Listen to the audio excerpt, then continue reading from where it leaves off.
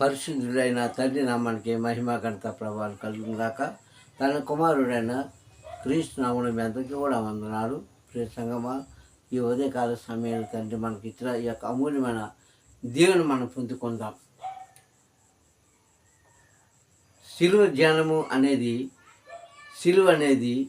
శిలువ మోయడం అనేది ఎంత ప్రతిఫలం ఉంటుందో ఆ విషయాన్ని మనము నేర్చుకుందాం ఈరోజు. ప్రియ సంగమా, ఈ లోకంలో మనం జీవించడానికి కష్టపడితేనే కానీ శిలువకు సాదృశ్యం ఏంటంటే కష్టాలకు ఉదాహరణది.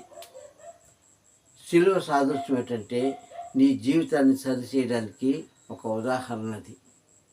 ఈ లోకంలో మనము కష్టపడితేనే కానీ ఏది కూడా మనం సాధించలేము. కష్టపడి చదివితేనే డిగ్రీ చేతికి వస్తుంది. కష్టపడి మనం కూలి పని చేస్తేనే డబ్బులు మన చేతికి వస్తాయి.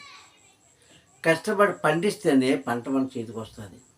అన్ని విషయాల్లో కూడా ఎలాగా మనిషి కష్టపడితేనే కానీ ప్రతిఫలం ఉండదు.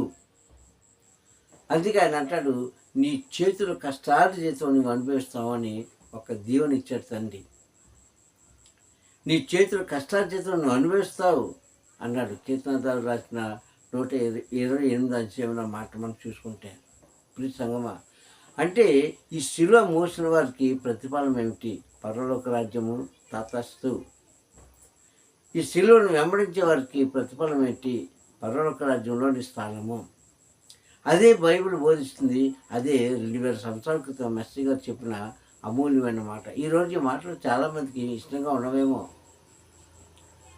శిలువ మాకు వద్దండి, కష్టం మాకు వద్దండి, అంతా సుఖమే కావాలి. కానీ నువ్వు కష్టపడకుండా ఏది కూడా లోకంలో నీకు చేయలేవు, చేయించలేవు, సాధించలేవు.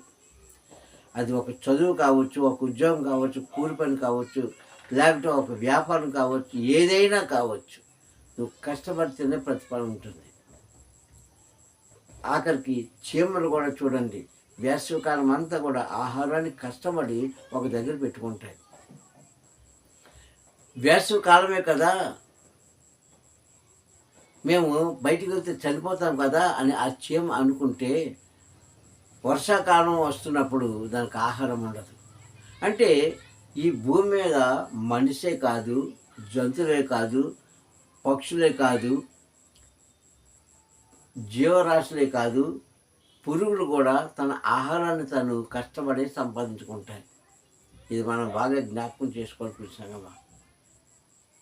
ఈరోజు శిలువ ఎందుకు ఆయన మోసాడు అంటే, నిన్ను కష్టాల్లోంచి తప్పించడానికి, నిన్ను అపవాది చేతి నుంచి తప్పించడానికి, నీకు మోక్ష మార్గం ఇవ్వడానికే ఆయన చేసి మనకు చెప్తున్నాడు. ఒక మాదిరి మనకు చెప్పాడా లేదా? ఆయన చేశాడు, ఆయన మోసాడు. ఆ శిలువ మీద ఆ ప్రాణం మీద ఆయన ఎక్కాడు.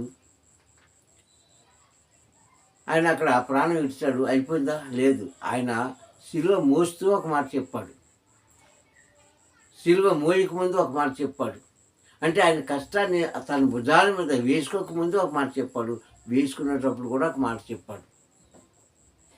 ఏం చెప్పాడంటే, ఎవరైనా సరే నా వెనకాల రావాలి అనుకుంటే, నా నుంచి ఆశీర్వాదం పొందుకోవాలనుకుంటే, నా దీవెన మీకు రావాలనుకుంటే, మీరు సుఖశాంతులతో ఉండాలనుకుంటే మీరు కష్టపడాలి. ఎలా కష్టపడాలి? నీలో ఉన్న అహంకారాన్ని విడిచిపెట్టుకో, నీలో ఉన్న అవివేకాన్ని విడిచిపెట్టుకో, నీలో ఉన్న గర్వాన్ని విడిచిపెట్టుకో. అప్పుడు నీవు నాతో రా అన్నాడు అక్కడ. హల్లెలూయా. ఇది మనం మర్చిపోతుంటాం ఒక్కొక్కసారి. ప్రియ సంగమా, ఇది మనం మర్చిపోతుంటాం. ఈరోజు మనిషి ఎలా తయారైపోయాడంటే, కష్టపడకుండా సుఖం సంపాదించుకోవాలి, కష్టపడకుండా డబ్బులు రావాలి, కష్టపడకుండా ఆహారం రావాలి, కష్టపడకుండా తను ఏది అనుకుంటున్నాడో అదే అనుభవించాలి. ఇది తప్పు. ఒక రైతు కూడా పొలంలో రాత్రి పగలు 3 నెలలు కావచ్చు, 6 నెలలు కావచ్చు, ఆ పంటకి ఎంతైతే సమయం ఉంటుందో, ఎంతైతే కాలం ఉందో, ఆ కాలం అంతా కూడా ఆయన కష్టపడితేనే కానీ ఆ గింజలు తన ఇంటికి రావు. ప్రతి విషయంలో కూడా అలాగే నీవు పరలోక రాజ్యానికి వెళ్ళాలంటే శిలువ మోయవలసిందే. ఆ శిలువ చెంత మనం ఉండవలసిందే. ఎప్పుడో 2000 సంవత్సరాల క్రితం క్రీస్తు మోసాడండి, అయిపోయిందండి, అని అనుకుంటే కాదు. ఈరోజు మనం కూడా ఆ సిలువ మోయాలి. అంటే సిలువ అంటే రాళ్ళని ఇక్కడ పెట్టుకొని మోయడం కాదండి. భారము. ఏ భారం అది? సువార్త భారము. హల్లెలూయా. తండ్రి యొక్క మాటను ప్రకటించే భారము, తండ్రి యొక్క మార్గంలోకి నడిపించే భారము. ఇది కూడా కష్టమే కదండి. ఊరికనే వచ్చేస్తారా ఎవరైనా? క్రీస్తు మంచోడమ్మా వచ్చేయండి వస్తారా? నువ్వు కష్టపడాలి. కష్టపడితేనే కానీ ఆయన చెంతకి మనం చేరుకోలేము. సిలువ చెంతకు మనం చేరుకోలేము.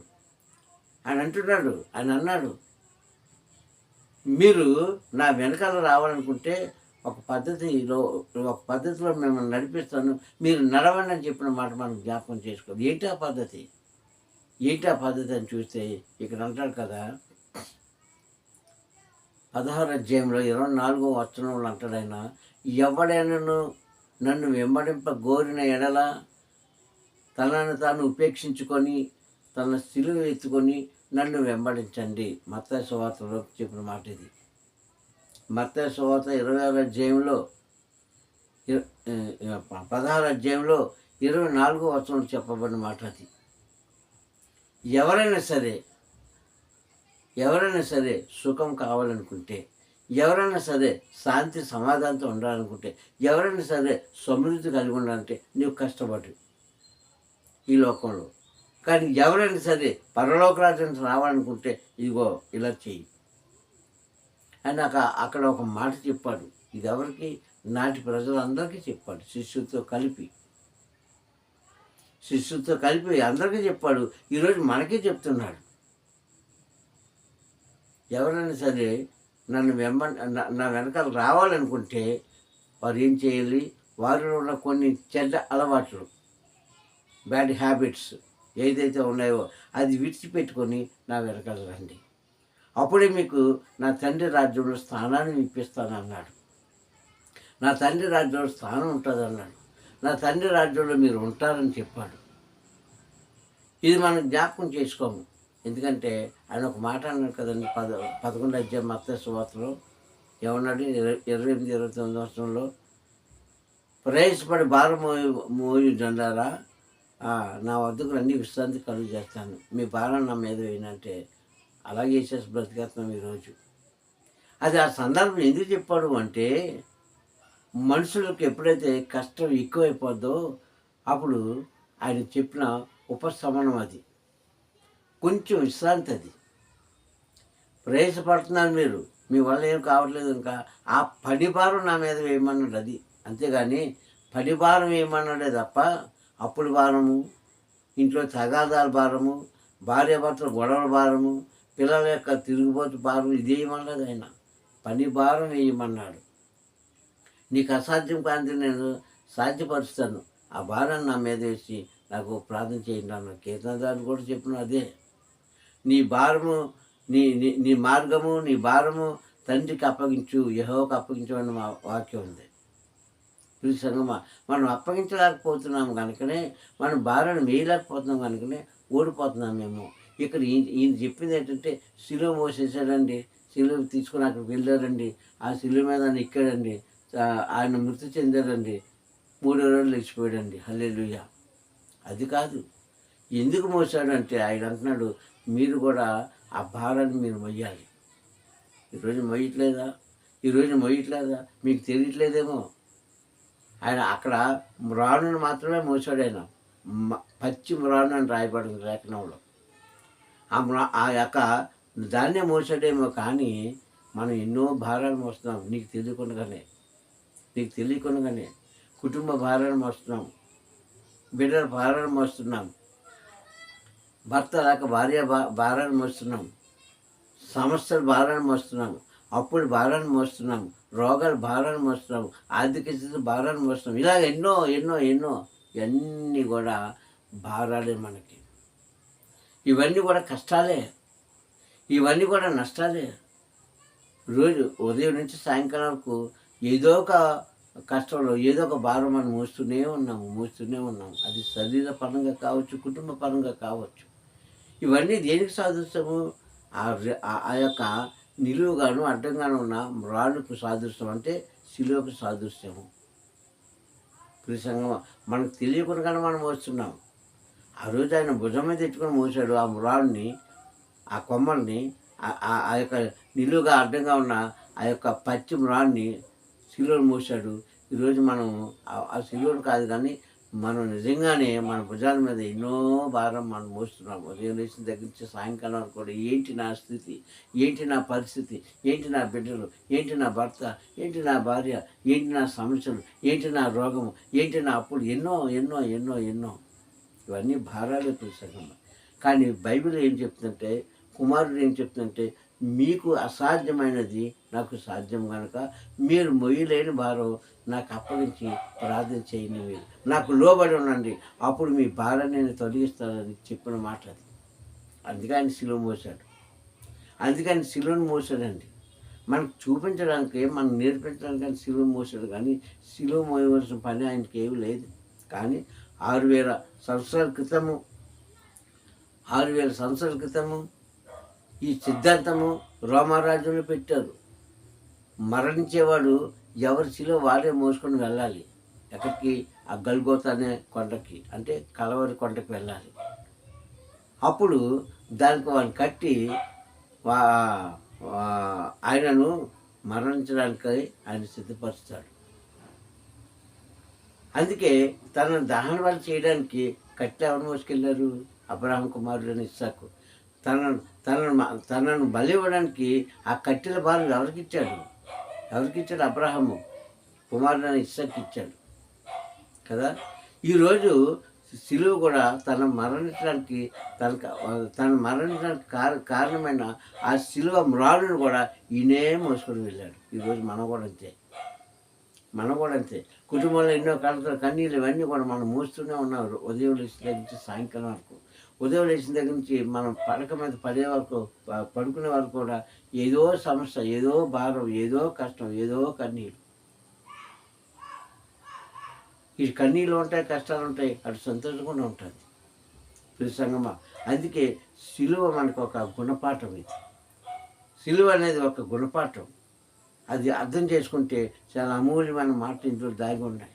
అందుకని శిలువ మోసలే తప్ప అది శిలువ మోయవలసిన పనే లేదు. మానవ జీవితం ఇది అని మాదిరి చూపించాడు ఆయన. ఆ యొక్క శిలువను మోసుకుంటూ వెళ్ళి మానవ జీవితం ఇలా ఉంటుంది అని ఒక మాదిరి మనకు చూపించాడు. సంగమా, ఈరోజు నువ్వు ఏ మాదిరిలో జీవిస్తున్నావో, ఎలా ఉన్నావో అది నీకు మాత్రమే తెలుసు. కనుక మరలా చెప్తున్నాను, శిలువ అనేది మానవ జీవితాన్ని మార్చడానికి, మానవ జీవితాన్ని మేలు చేయడానికి, మానవ యొక్క కష్టానికి ప్రతిఫలం ఇవ్వడానికి అది మాదిరి. అది హల్లెలూయా. ముందు చెప్పుకున్నట్టుగా ఈ లోకంలో ఏదైనా చెయ్యాలనుకుంటే, ఏదైనా సాధించాలంటే కష్టపడకుండా ఏది నీ దగ్గరికి రాదు. వంటింట్లో మీ అమ్మగారు వంట చేసి కష్టపడి వంట చేస్తే కానీ నీ పల్లెల్లోకి ఆహారం రాదు. అవునా కాదా? అంతే కదా. వంటింట్లో నీ తల్లి కష్టపడి వచ్చి సమయాన్ని కేటాయించి నీకు ఉండి తెస్తేనే కానీ కంచంలోకి అన్నం రాదు. అలాగే ప్రతి విషయంలో కూడా ప్రతి సంగమా, ఈ లోకంలో నువ్వు కష్టపడకుండా ఏది కూడా నీ దగ్గరికి రాదు. అదే చూపిస్తుంది శిలువ యొక్క అర్థం. అదే చెప్తున్నాడు మెస్సీ గారు, అదే చెప్పాడు పరమ తండ్రి కూడా. అందుకే నీ కష్టార్జితులు అనుభవిస్తే కష్టపడు. ఇది ఎక్కడిచ్చాడు? ఆదికాండం 3వ అధ్యాయంలోనే ఆదాముకి ఇచ్చేసాడు. నువ్వు బ్రతికిదినం అంతా కూడా నీ చెమటను ఊడ్చి కష్టపడి పొలం పండించుకో, అక్కడ ఇచ్చేశాడు. ఆ కష్టానికి సాదృశ్యమే, ఆ కష్టానికి అర్థమే ఈరోజు క్రీస్తు మోస్తున్న ఆ శిలువ. అయితే ఇవన్నీ కూడా మన లోకంలో పనిచేస్తాయి. శిలువని వెంబడించేవారు, శిలువ ధ్యానంలో ఉన్నవారు పరలోక రాజ్యానికి సంబంధించిన వారు. నువ్వు పరలోక రాజ్యం నీవు వెళ్ళాలంటే ఇదిగో నా తండ్రి చెప్పిన పని నేను ఎలాగైతే కష్టపడి చేస్తున్నాను, మీరు కూడా మొయ్యండి అని ఒక మాట చెప్పిన మాట మనం జ్ఞాపకం చేసుకోవాలి. ఇలా చేసుకున్న వాళ్ళు ఎంతమంది ఉన్నారో నాకు తెలియదు. కానీ ప్రియ సహోదరులు, ఈ మాట ఏమైనా మీలో పరివర్తన కలిగి ఉంటే, ఈ మాట ఏమైనా మీలో మార్పు కానీ తెచ్చుకొని ఉంటే, ఆయన చెప్పినట్టుగా ఆయనను వెంబడించేవారు, ఆయన వెనకాల వెళ్ళాలనుకునేవారు, ఆయన మార్గాన్ని నిజంగా కోరుకునేవారు, మనలో ఏదైతే దుష్ట ఆలోచన అహంకారమైన క్రియలు ఉన్నాయో అవి విడిచిపెట్టుకుని వెళ్ళాలి. అప్పుడు నీకు ప్రతిఫలం. ముందు చెప్పినట్లుగా ఈ లోకంలో మనం జీవించడానికి ఈ కష్టాన్ని అంతా కూడా మనకి ఉపయోగపడుతుంది, కానీ పరలోక రాజ్యానికి ఉపయోగపడవు. పరలోక రాజ్యానికి వెళ్ళాలంటే ఆయన మాటలో మనం ప్రయాణం చేయాలంటే ఆయన ఎలాగైతే నడిచాడో అలాగే మనం నడవాలి. అప్పుడే పరలోక రాజ్య ప్రవేశము, పరలోక రాజ్యంలో శాంతి, పరలోక రాజ్యంలో సౌఖ్యము, పరలోక రాజ్యంలో సంతోషం కలిగిస్తుందని తెలియజేస్తున్నాం. ప్రార్థించుకుందాం. దయగలనాన్ని కృపకల తండ్రి వందములు. ఈ ఉదయకాల సమయంలోని వాక్కు ద్వారా మాతో మాట్లాడినందుకు స్తోత్రం. నిజమేనా సిల్వర్ ధ్యానం అనేది తండ్రి మాకు ఒక మాదిరి. అయ్యా, ఈ భూమి మీద మేము జీవిస్తున్నామే, కానీ తండ్రి నా ప్రభ సగం చనిపోయిన వారితో సమానమని వాక్యం బోధిస్తుంది. అలా కాకుండా నా తండ్రి యేసయ్య, మేము బ్రతుకుతున్నంత కూడా కృపాక్షేమంలో ఉండాలంటే అయ్యా తండ్రి నాన్న ప్రభా నీవు పడిన కష్టం అయ్యా వ్యర్థం కాలేదు. అలాగే తండ్రి నీ యొక్క పనిలో మేము చేసే కష్టం కూడా వ్యర్థం కాకుండా కృప చూపించండి. లోకంలో తండ్రి అనేకమైన తండ్రి కష్టాలు పడతామే, కానీ అయ్యా శిలువ భారాన్ని మోసుకొని వెళ్ళి ఈ సువార్త చేసి అయ్యా తండ్రి నీ సంతకి చేర్చిన వారు కొంతమంది. అట్టి వాళ్ళు మమ్మల్ని ఉంచి తండ్రి చేసే జ్ఞానంతో మమ్మల్ని నడిపించి నామాన్ని కనపరుచుకుంటామని వాక్యమైన తండ్రి బిడ్డలందరికీ కూడా తండ్రి నా ప్రభా ఈ మాట తండ్రి క్షుణ్ణంగా తెలియజేయడానికి సహాయం చేస్తామని మా ప్రియ రక్షకుడు అయిన క్రీస్తు రాముని ప్రార్థన అడిగి పొందుకుంటున్నాం పరమ తండ్రి. హల్లెలూయా, హల్లెలూయా, హల్లెలూయా. మీ అందరికీ కూడా మరొకసారి తండ్రి నామలో సలోం తన కుమారుడు అయిన క్రీస్తు నామలో వందనాలు. తండ్రి మిమ్మల్ని దీవించి ఆశీర్వదించుగాక. హల్లెలూయా.